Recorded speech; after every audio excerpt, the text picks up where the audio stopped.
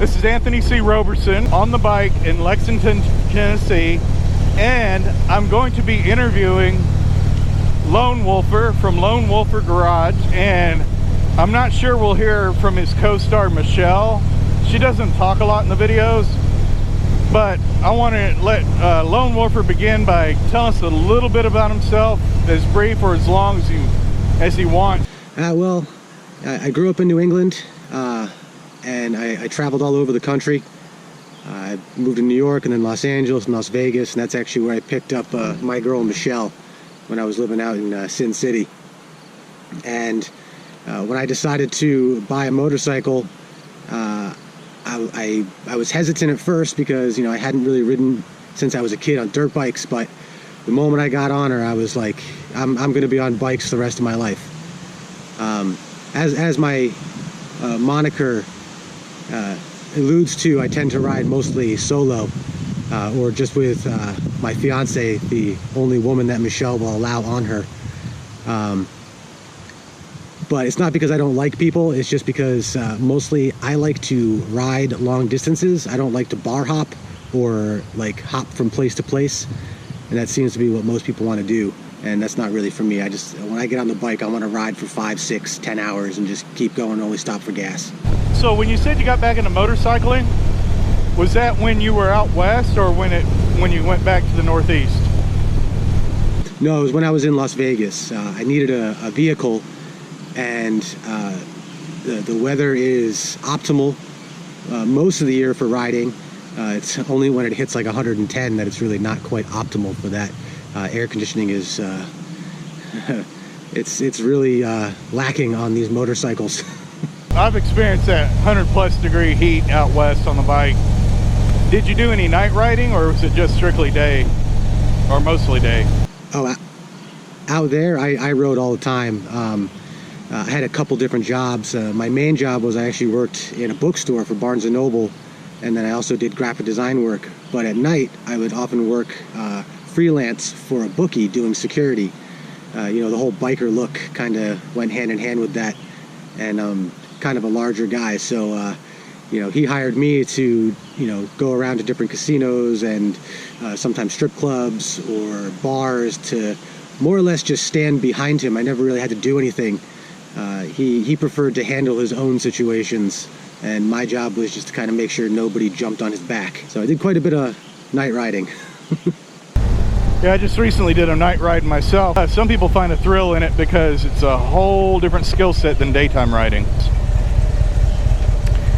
I noticed that you've kind of put out on Instagram pictures of different musicians. Are you yourself a musician?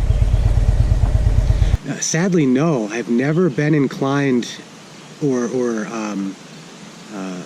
been motivated to try to learn to play guitar, but I've just never been able to get it. I've taken classes, and it just never syncs with me. My skill set lies more in visual arts and writing, and the music, it just kind of eludes me. My brother, I've always been kind of jealous of him. Like, you know, he picks up a guitar or a ukulele or a harmonica or goes sits behind a pair of drums, and he can play. You know, even without really knowing how to play it, he can figure something out and get a song out of it. Just kind of love music, and I love sharing it. Awesome. I managed to score a shady spot outside of a bank near an alley, so I guess I'll be okay sitting here. Let's see. So you say you write and you're into visual arts. As far as visual arts, are you talking about like graphic arts or painting or what? So I went to school for painting. My bachelor degree is actually in oil painting. And then when I got out of college, you know, there's not really a lot of jobs for fine art oil painters. So I started doing graphic design and found that I had a knack for it. So anywhere I've gone, I've always been able to find at least some work doing it. Yeah, I'm actually, really into designing like books and t-shirts, logos, things like that. And I'm actually wearing one of my own designs right now, a t-shirt, which I'll show to the camera for you. This is Yggdrasil and ravens, the tree of life from Norse mythology covered in ravens. You said you designed your own shirt? Like the Yeah, the T-shirt I'm wearing, I designed the look, the design that's on it. Yeah. Oh, that's awesome. Yeah, I actually have a whole series of them. All my stuff's available on Amazon. Cool. Okay, I have to ask you, you being a Sportster owner, and I know Sportsters are great, and we've corresponded back and forth on the forum about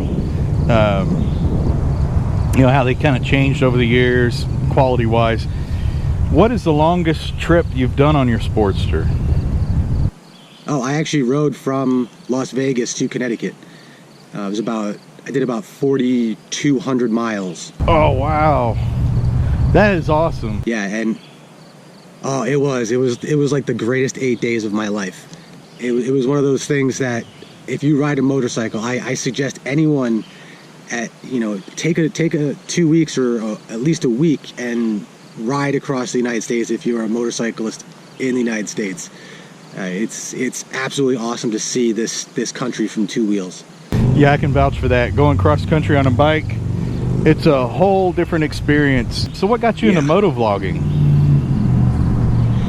Well, to be honest, it was more of a way to keep myself occupied on longer trips and to force myself to start wearing a helmet more often. My fiance, she's never pestered me about it, but like her brother, her father, a bunch of other people in her family are all riders, and they all wear helmets and they wear all the proper protective gear. And I've taken some flack for not wearing a helmet, so I figured, why not start talking to myself inside the helmet, because I do it outside the helmet anyway when I'm riding, or I sing to myself, and I don't know, I just felt it was a worthy way to tell some of my stories. And I'll have to say it, you've probably got one of the more unique voices as far as motovlogging goes. She got kind of like, oh, thanks. Got kind of that, we got that northeastern accent, very slight, just very slight, but more towards the raspy end. And then when I finally saw what you look like, I was like, wow, okay, so that's almost perfect to what his voice sounds like. So what I'm going to do is I'm going to insert a little part of one of your intros right now into the video, so people can kind of get an idea how you do your opening, because it's almost like jazz music in a way. It's kind of like that smooth sound, Yeah, I could see you going into being a DJ for a jazz radio station.